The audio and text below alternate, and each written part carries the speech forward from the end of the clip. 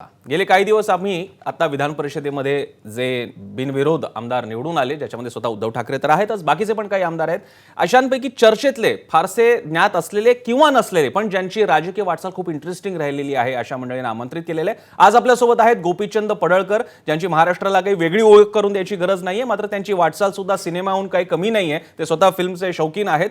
त्यांच्याशी आपण गप्पा मारणार आहोत, संवाद साधणार आहोत। गोपीचंद पडळकर, तुमचं स्वागत एबीपी माझावर। नमस्ते गोपीचंदजी, सगळ्यात पहिल्यांदा तुमचं अभिनंदन। आमदारकीसाठी तुम्ही विधान परिषदेमध्ये अखेर उतरलेला आहात, त्यामुळे आपण गप्पांना सुरुवात करूयात। आणि या गप्पा आहेत तुमच्याकडनं जाणून घ्यायचं, तुम्हाला समजून घ्यायचंय, त्यामुळे आता तुमच्या बेसिक्समध्ये मी जात नाही, कारण तुमच्याबद्दल महाराष्ट्राला पुरेशी माहिती आहे। पण एका प्रश्नाबद्दल मात्र विचारायचं आहे। तुमचा हा राजकीय प्रवास, भाजप, मग जानकर, मग वंचित बहुजन आणि मग परत भाजप, याच्याबद्दल काय कसं बघायचं या रोलर कोस्टर राईडकडे?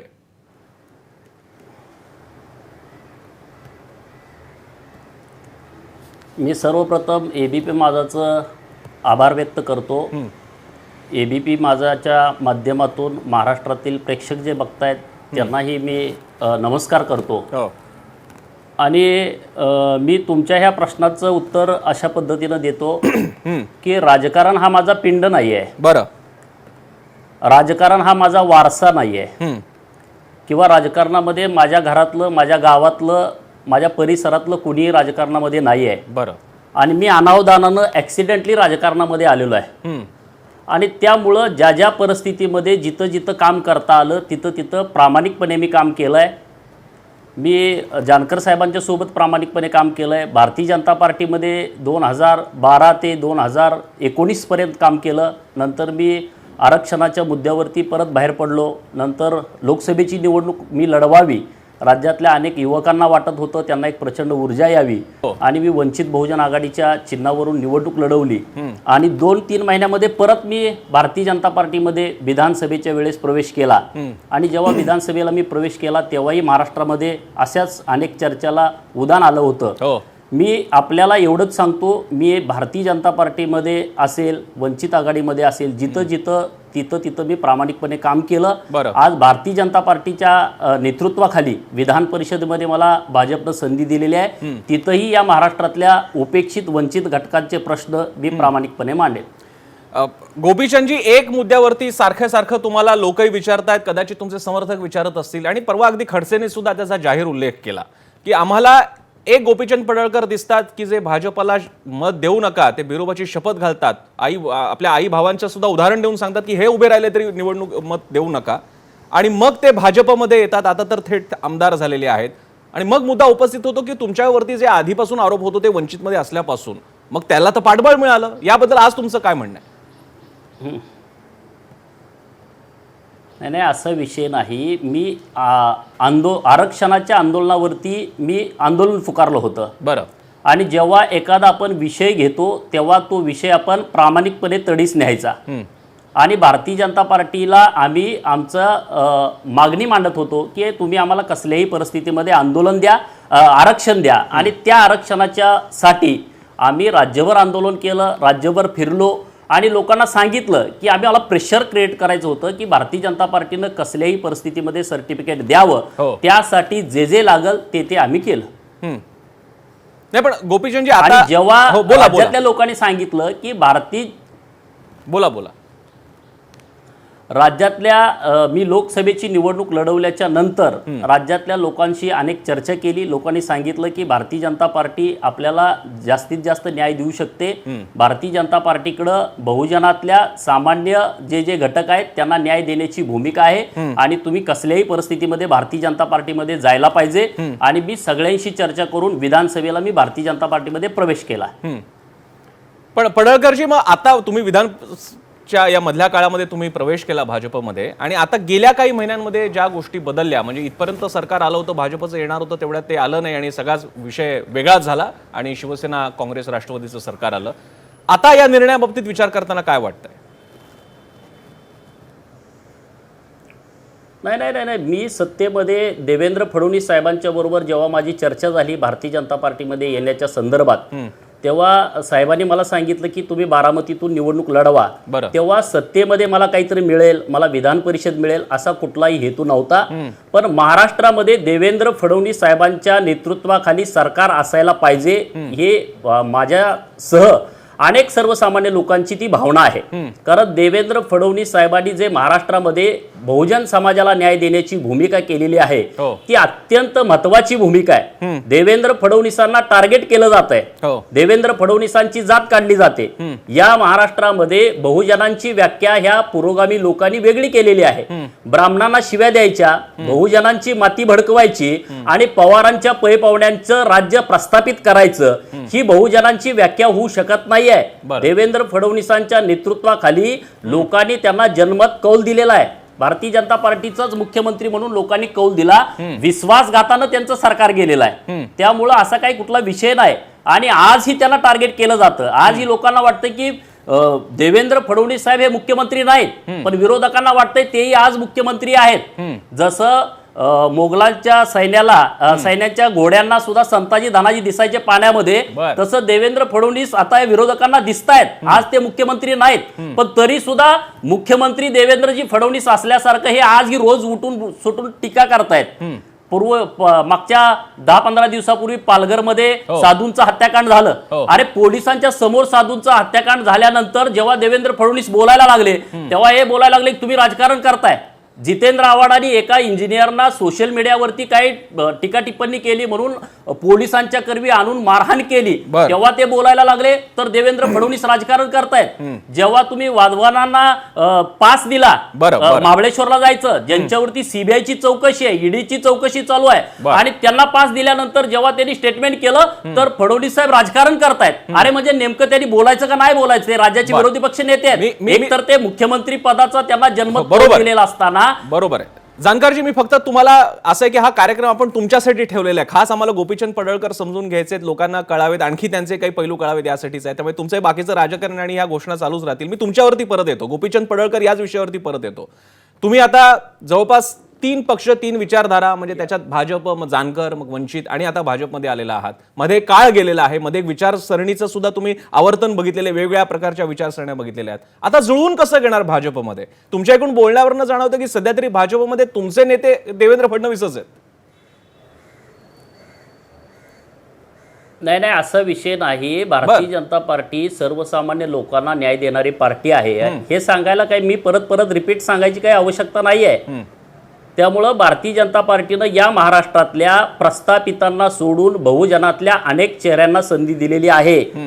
ज्या लोकांना कुठलाही राजकीय वारसा नाही किंवा ज्या समाजाचे अनेक प्रश्न अनेक वर्षापासून पेंडिंग पडलेले आहेत त्यांना न्याय देण्याची भूमिका भारतीय जनता पार्टीने केलेली आहे. मग ते मराठा आरक्षण असेल किंवा अन्य काही महाराष्ट्रातल्या गोष्टी असतील. त्यामुळं भारतीय जनता पार्टी आणि माझं प्रस्थापितांच्या विरोधात माझ्या अंगामध्ये रक्तच आहे की बाबा प्रस्थापितांच्या विरोधात काम करायचं. त्यामुळं मला काय नवीन जुळवून घ्यायचा काही विषय नाही. मी पूर्वी 8-10 वर्ष काम केलंय भारतीय जनता पार्टीचं, प्रामाणिकपणे कार्यकर्ता म्हणून काम केलंय, प्रचारक म्हणून काम केलंय. पण जसे शेंडगे किंवा जानकर, तुम्ही आता प्रस्थापितांचा उल्लेख केला म्हणून मी नावं घेतो, जसे की शेंडगे होऊन गेले, त्या मांडपा खालून गेलेले आहेत, जानकर आहेत भाजपसोबत किंवा तत्सम त्यांचे संबंध राहिलेले आहेत. खडसे आणि पंकजाताईंचं सुद्धा आपण बघितलं, त्यांना यावेळी तिकीट मिळालं नाही. या प्रस्थापितांना, म्हणजे त्यातले काही नावं हे समाजातले प्रस्थापित होते, ज्यांचे एक लिडरशिप मानली जात होती धनगर समाजामध्ये, आणि एक पक्षातले प्रस्थापित होते, आता दिवस मात्र फिरलेले आहेत. याकडे तुम्ही कसं पाहता? नाही, आता तुम्ही बघा, भारतीय जनता पार्टीनं सोशल इंजिनिअरिंग केलेलं आहे. भारतीय जनता पार्टीनं माझ्यासारखा धनगर समाजाचा कार्यकर्ता, प्रवीण दटके साहेबांसारखा एक ओबीसीतला बारी समाजाचा कार्यकर्ता, रमेश कराड साहेबांसारखा एक वंजारी समाजातला कार्यकर्ता आणि रणजितसिंह मोहिते पाटलांना मराठा समाजाचा कार्यकर्ता, अशा सगळ्यांना संधी भारतीय जनता पार्टीने दिली. जी लोक भारतीय जनता पार्टीवरती टीका करतायत, जी लोक देवेंद्र फडणवीस साहेबांच्या वरती टीका करतायत, त्यांनी कुणाला तिकीट दिली? त्यांना बहुजन समाजातले हे छोटे छोटे समूह दिसले नाहीत का? हे प्रश्न तुम्ही या तुमच्या माध्यमातून चर्चेला आणायला पाहिजेत. जानकरजी, तुमची निवड झाल्यानंतर नवीन लोकांना संधी दिलेली आहे. आम्ही पूर्ण करा.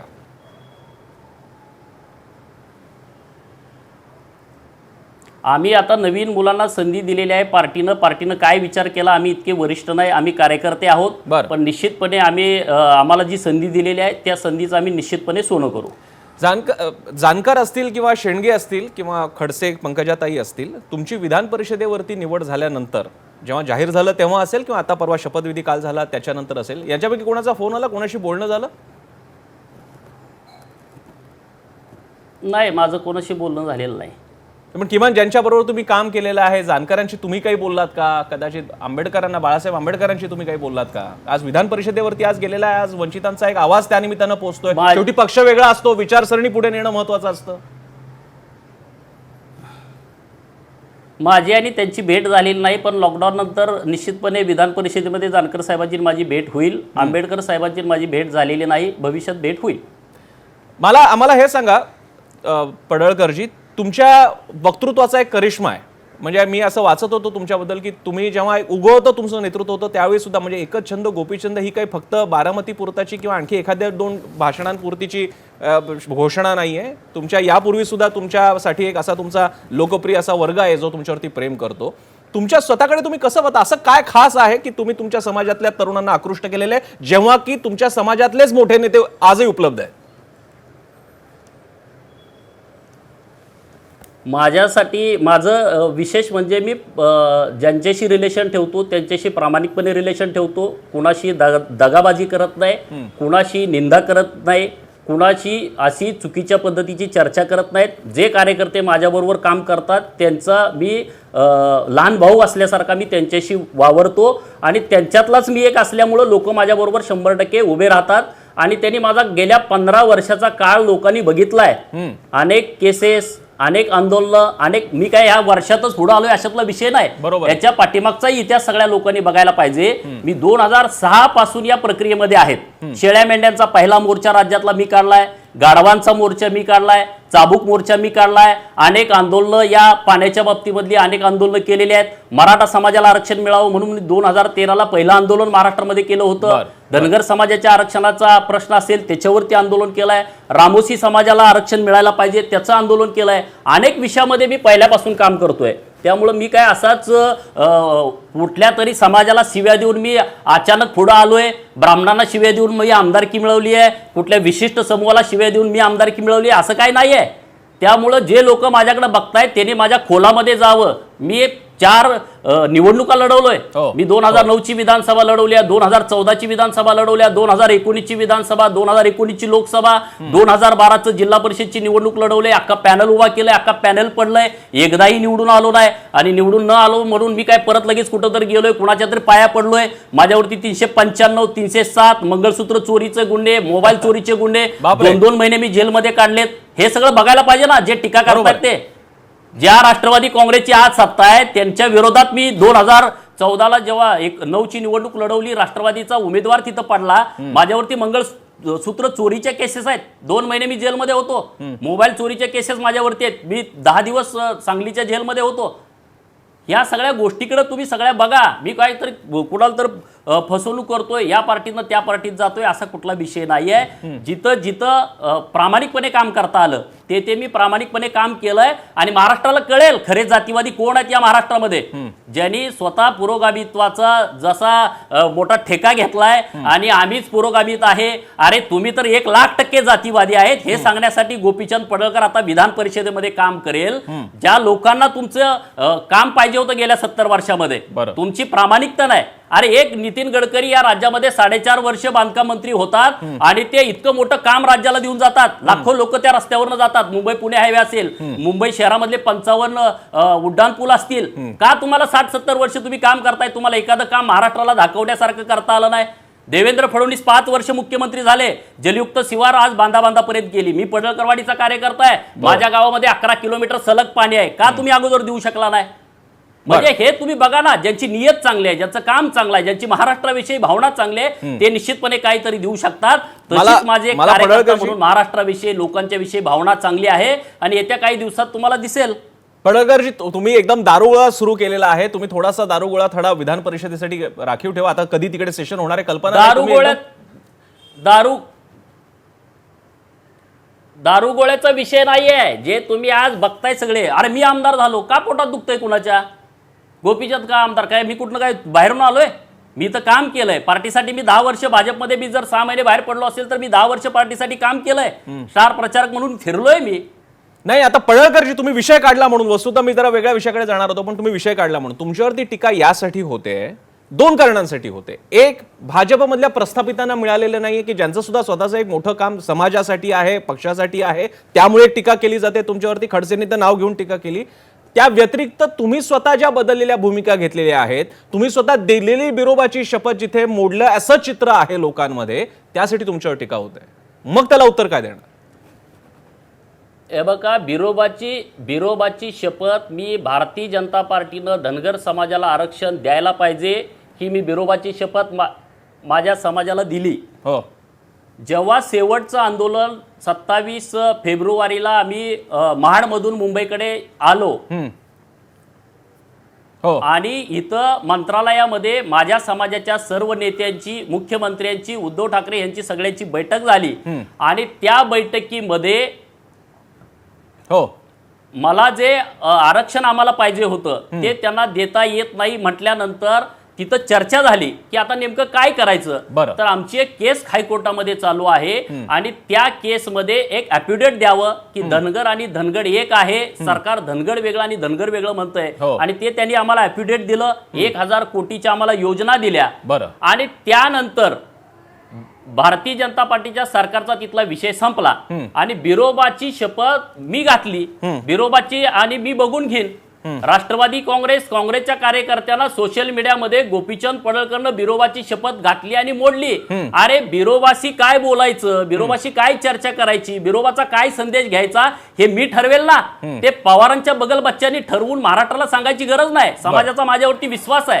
100% मी समाजाशी प्रामाणिक आहे हे समाजातल्या युवकांना माहित आहे. त्यामुळे मला त्या गोष्टीचं काही वाटत नाही. आणि बिरोबाचा आशीर्वाद असल्याशिवाय मला आता इथं घेतला असेल का विधान परिषदवरती? बरोबर आहे. एवढ्या सगळ्या मारामाऱ्या महाराष्ट्रामध्ये चालू आहेत आणि मला तिथं घेतलं जातं. मी बिरोबाशी प्रामाणिक आहे, बिरोबाच्या शपथेशी प्रामाणिक आहे. त्यामुळे दुसऱ्या कोणी, अरे काटेवाडीमध्ये शरद पवारांच्या बिरोबाचं मंदिर आहे, 67 वर्षात ते बिरोबाच्या मंदिरात जाऊ शकत नाहीत. ते मला बिरोबाच्या शपथेचं त्यांनी मला सांगू नये, त्याच्यासाठी त्यांच्या कार्यकर्त्यांनी मला सांगू नये. त्याच्यासाठी मी स्वतः खंबीर आहे आणि माझी लोक खंबीर आहेत. त्यांनी बाकीच्या लोकांनी आता यामध्ये नाक खुपसायची गरज नाही. आम्ही सक्षम आहोत त्या गोष्टीसाठी. बरं, पडळकर, तुमच्या बोलण्यावरनं जाणवतं की विधान परिषदेतली पुढची सेशन्स बघावी लागणार आहेत, इतकी ती महत्त्वाची ठरणार आहे. तुम्ही ज्या प्रकारे एकदम आक्रमकपणे बोलताय. पण आता मी थोडंसं वेगळ्या गोष्टीकडे येतोय. मला आता हे सांगा, तुमचा एक प्रमुख ध्येय धोरण राजकारणाचा भाग आहे, तो आहे धनगर आरक्षणाचा. माझे 2 प्रश्न आहेत तुम्हाला. आत्ताचे धनगर नेते, मान्यवर मंडळी, हे कुठे कमी पडतायत आणि तो आता टप्पा तुम्ही पुढे कुठे घेऊन जाणार आहात? आणि दुसरा मुद्दा, तुम्ही आता पडलात विरोधी पक्षामध्ये, मग आता मुद्दा लावून कसा धरणार?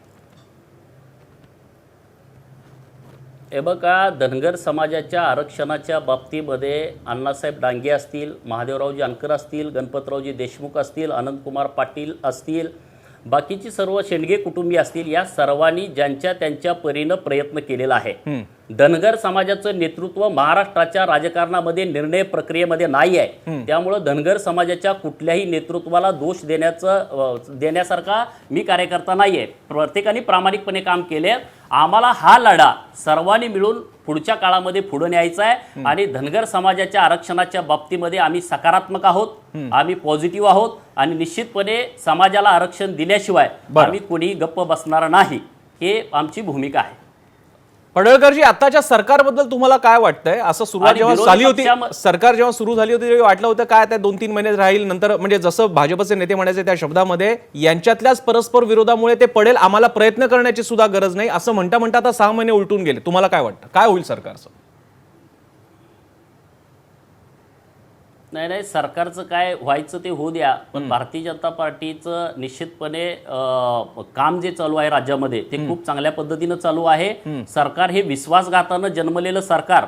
एखाद्या सिंहाच्या पोटी सिंह जन्माला येतो, वाघाच्या पोटी वाघ जन्माला येतो आणि गद्दारीच्या पोटी गद्दारी जन्माला येते. त्याला काही दुसरं नाव द्यायची काही गरज नाही. सरकारनं या कोरोनाच्या काळामध्ये लोकांना जे न्याय द्यायचा होता तो देऊ शकलं नाही. सरकार हे अपयशी झालंय.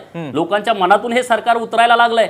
आज तुम्ही सगळं राज्यभरामध्ये प्रत्येक वेळेस सगळ्यांचे लाय होत आहेत सरकारमधल्या लोकांच्या, आणि तुम्ही घरात बसा, बाहेर पडू नका, सोशल डिस्टन्सिंग ठेवा, बर.